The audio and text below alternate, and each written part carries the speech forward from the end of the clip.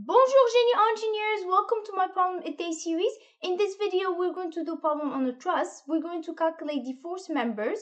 Now we're going to use the same method that we used in the previous video. So if you haven't watched that yet, I recommend that you do that first and then you can come back to this one, just because the first problem was slightly easier than this one, so it's easier to understand the method that we use.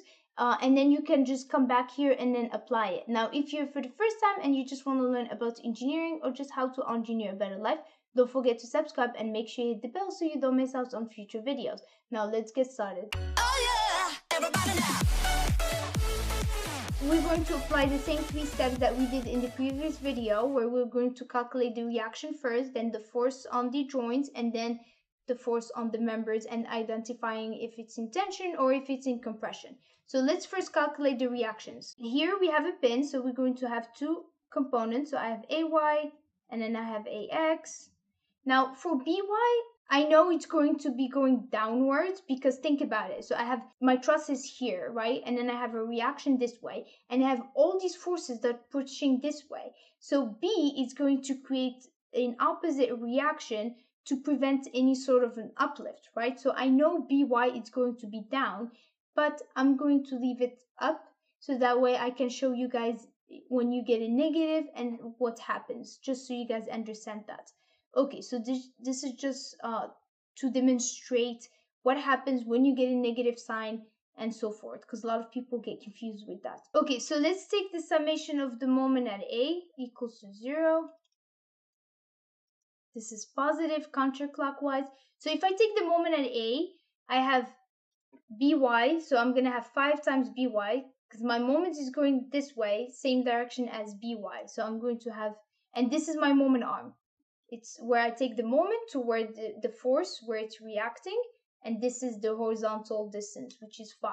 So I have 5 BY, then I have plus 30 times 12, again, positive because my moment's going this way, and I have a force going the same direction. And this time my moment arm, it's this distance. So I have where the force is acting to where my moment is. So this is your moment arm. So I have plus 30 times 12 plus 30 times 24. Now this is my distance.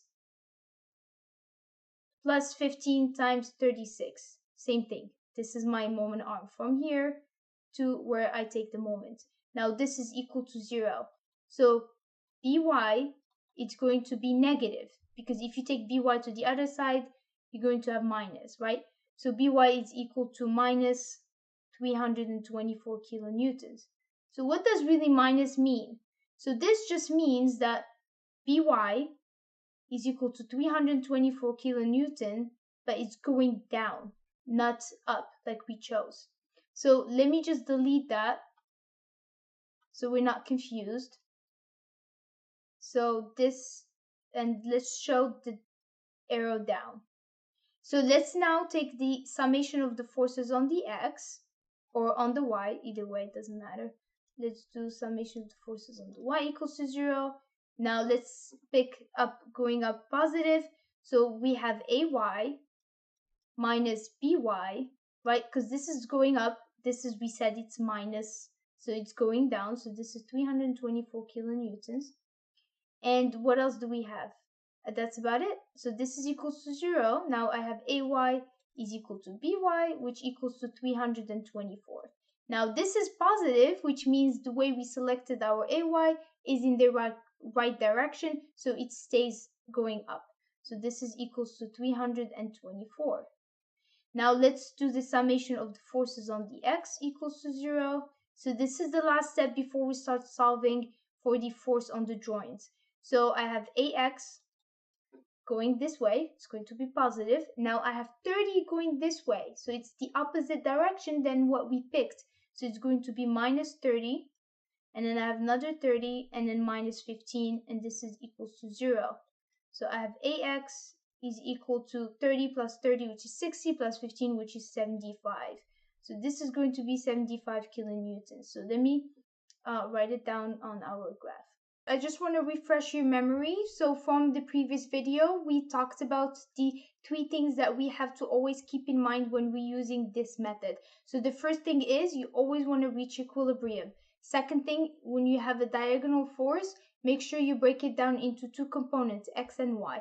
And lastly, when you draw the arrows, make sure it's head to head or tail to tail and not tail to head or vice versa, because it will mess up the whole system. So now let's start solving. So the first thing is the forces on the joints. So first I would like to identify the zero force members. We talked about this in the previous video. If you haven't watched it, I recommend that you do, and I will leave the link somewhere above there. Now here I already see two zero force members. So we have here three members, right? Two members are collinear and the third member is non-collinear. And the third member that is not collinear is the zero force member. So EF is going to be 0. And because we have no external loads here or reaction, so this member is going to be 0. The same thing we can say about H and F. Now HF, the thing here, we have no external load coming down HF, right? And we have two components or two members that are non-collinear. And as we mentioned before, non-collinear just means their line of action is not the same. So GH, the line of action is here, and then HF is here. So they're not on the same line. And so that makes HF to be 0. But we also said GH can be 0, but here in this case cannot be 0 because we have an external load of 15. So GH cannot be 0. Okay, so now that we identified these 4 zero members, now let's go over the rest of the members. Okay, so the first thing is, let's look at joint A. So I have 324 going up. So for me to have equilibrium at force AC, I'm going to have the same force but coming the opposite direction. So I'm going to have 324 coming down this way. So this is 324. Now on the x direction, I have AX going this way, which is 75. So for me to reach equilibrium at that joint A, I should have a force AB going the opposite direction. So those two equal to 0 when you add them up. So here I'm going to have 75. So as we mentioned earlier, this is a force on joint. So this is joint A. Now we need to find at joint B. But we need to have the same equal force, but it's just the opposite direction for us to reach equilibrium at that member AB. Force BA, it's going to be going this way, and it's going to also be equal to 75. So now let's back up a little bit. Let's go to CA. Now CA is going to be 324 going up. Now we have equilibrium at this member, FCA. So 324 cancels with 324. So now let's look at joint B. So here for BC, I have two components. I have X and Y. And then here, I just have one component, which is Y.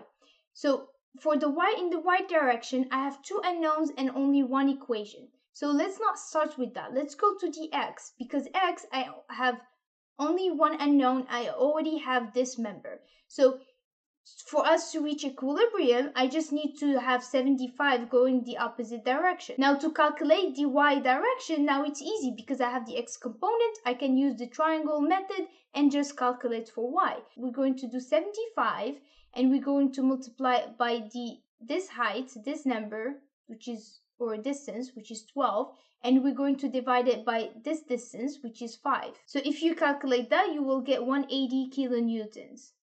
So this is going to be 180. Okay, so I have 180 going up, but I have 324 going down. I don't really have equilibrium yet. Those two, they don't equal each other.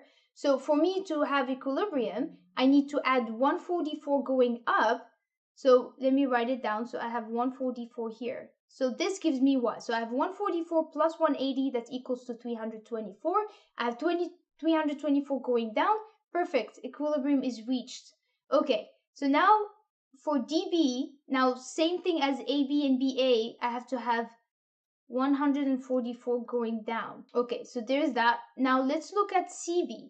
Now CB, we determined 180 going up. Now I have to have 180 going down because I need to reach equilibrium. And I'm going to have head-to-head arrow. And this is going to be 75, which is the opposite direction of this. And now I have equilibrium is reached in my member CB. Okay, now the next thing is, let's look at joint D. Now at joint D, I have this component right here. This is the y component, and I have the x. I can easily reach equilibrium here. Now, all I need is 144 going up, because 144 minus 144, that's 0. And then here I have an external load of 30. Now, if I have another force 30 going the opposite direction, I have 0. I have equilibrium. So this is going to be 30. Now again, if I have 30 here, I have to have 30 for CD. Again, so that the member is in equilibrium. So the next thing we're going to look at is member C.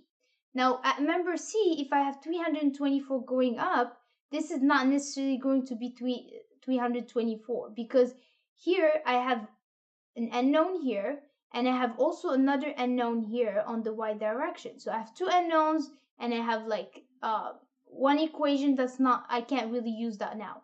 But if we look at the x direction, we can actually solve it.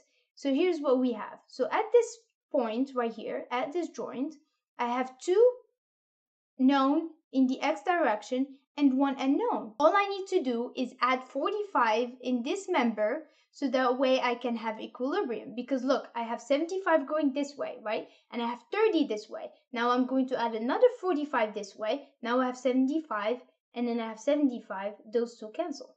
Okay, so let's write it down. So I have 45 going this way. Now I have 45 to find the y component, and then we have head to head. We're going to use the triangle method. So I have 45.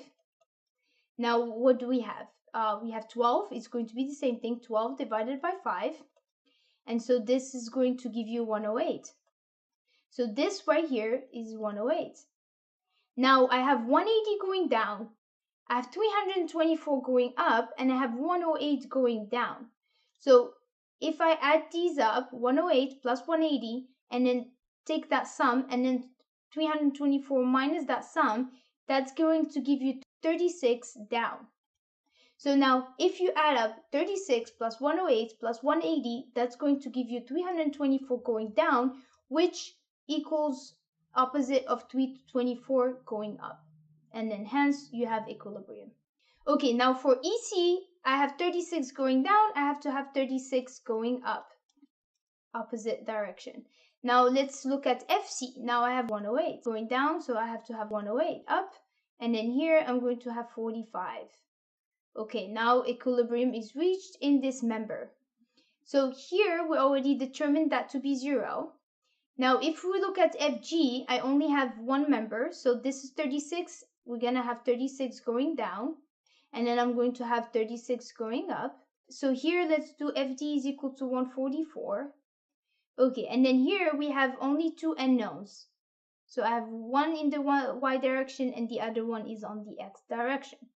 Now if we look at the y direction, I have 144 going down and I have 108 going up. So for me to reach equilibrium, I'm going to need 36 going up. So this is 36 going up. If you add 36 plus 108, gives you 144, opposite direction, perfect equilibrium is reached. Now for the x direction, you're going to have 15 here. So I have 30 going this way, I have 45 going this way, so I need to add 15 to 30 in the same direction, so I can cancel the 45. So 15 this way. So let's do the same thing but opposite direction here. So I have 15, I have 36. Here's another way you can check your answers is when you reach at some point, like here, you have 36 going up and then here you have 36 going down, which is perfect. That means we've been doing it correct. Now, same thing for 15. I have 15 going here. I'm going to have 15 going this way. And then I have another 15 going this way, which is good because at this joint, it cancels out. That means, again, our answers are correct. Okay, guys, so the last step is the force on members. So it's really easy to calculate. So here, like we said before, it's just the sum of the components. But because we only have one component, which is the x, so the answer is just going to be 75. But when you have two components, you do the square root of x the force on the x direction squared plus the force on the y direction squared, just like we did here. And then here we do the same method, but it's just we have 75 squared plus 0, because the y direction we have nothing, squared. Square root of that gives you 75. Okay, and then another thing I would like to point out is the tension and compression. So the way we determine if it's in tension or compression is this way. So if when you have a joint and if you have a force that's going away from the joint that's pulling, this is in tension. But if it's the force or the arrow is going towards the joint, you have the member is being compressed, so it's in compression. So let's take an example. Let's say for H. So H, the member is in compression because I have the force is going towards the joint, right? Now, if we look at, let's see, member that is in tension. Okay, so F, let's look at F. So FD, we have the member is in tension because it's pulling away from the joint. Now, if we look at diagonal ones, so this is how we usually do it. So if I have the arrows drawing this way, this is my force, it's going to go that direction. And then same thing here. So this is going towards the joint, so I have the member is in compression. Okay guys, so on the next video, we're going to do a truss problem, but this time we're going to use the method of section. So don't forget to hit the bell so you get notified when I release the video. And don't forget to like, subscribe, and make sure you share with your friends who might find it helpful. Thank you guys for watching, and I will see you soon. À la prochaine. Oh yeah, everybody now.